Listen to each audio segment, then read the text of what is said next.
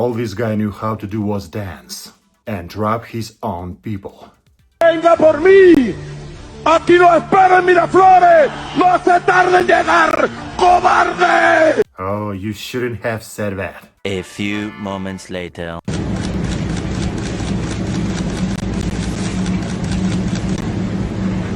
Night, ¿qué dice? Buenas noches, ¿no? Night, Happy New Year. The guy underestimated his abilities. By the way, how do the people react to the kidnapping of our president? Are we upset?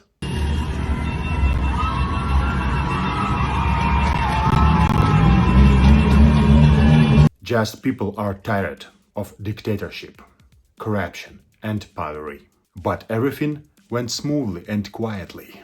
He's gone. Trump took him away. Excellent operation. Late last night and early today, at my direction, the United States Armed Forces conducted an extraordinary military operation in the capital of Venezuela. Overwhelming American military power, air, land, and sea, was used to launch a spectacular assault. And it was an assault like people have not seen since World War II. It was a force against a heavily fortified military fortress in the heart of Caracas to bring outlaw dictator Nicolas Maduro to justice. This was one of the most stunning, effective, and powerful displays of American military might and competence in American history. And if you think about it, we've done some other good ones like the attack on Soleimani, the attack on al-Baghdadi, and the obliteration and decimation of the Iran nuclear sites just recently in an operation known as Midnight Hammer. All perfectly executed and done. No nation in the world could achieve what America achieved yesterday, or frankly, in just a short period of time. All Venezuelan military capacities were rendered powerless as the men and women of our military, working with U.S. law enforcement, successfully captured Maduro in the dead of night. It was dark. The lights of Caracas were largely turned off due to a certain expertise that we have. It was dark and it was deadly. But captured along with his wife, Celia Flores, both of whom now face American justice.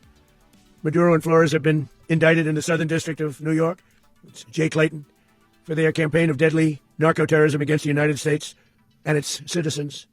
I want to thank the men and women of our military who achieved such an extraordinary success overnight with breathtaking speed, power, precision, and competence.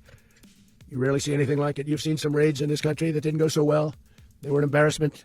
If you look back to Afghanistan, or if you look back to the Jimmy Carter days, they were different days. We're a respected country again, like never before. These highly trained warriors, operating in collaboration with U.S. law enforcement, caught them in a very ready position. They were waiting for us. They knew we had many ships out in the sea. We're just sort of waiting. They knew we were coming. So they were in what's called a ready position.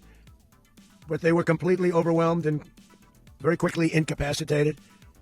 If you would have seen what I saw last night, you would have been very impressed. I'm not sure that you'll ever get to see it, but it was an incredible thing to see. Not a single American service member was killed, and not a single piece of American equipment was lost. We had many helicopters, many planes, many people involved in that fight. But think of that, not one piece of military equipment was lost, not one service member was, more importantly, killed. The United States military is the strongest and most fearsome military on the planet by far, with capabilities and skills our enemies can scarcely begin to imagine. We have the best equipment anywhere in the world. There's no equipment like what we have. And you see that even if you just look at the boats. You know, we've knocked out 97% of the drugs coming in by sea. 90%. Each boat kills on average, 25,000 people. We knocked out 97%. And those drugs mostly come from a place called Venezuela. We're going to run the country until such time as we can do a safe, proper, and judicious transition. So we don't want to be involved with having somebody else get in, and we have the same situation that we had for the last long period of years. So we are going to run the country until such time as we can do a safe, proper, and judicious transition. Do you know why Trump did this? Because it's in America's best interests. Does anyone have any objections?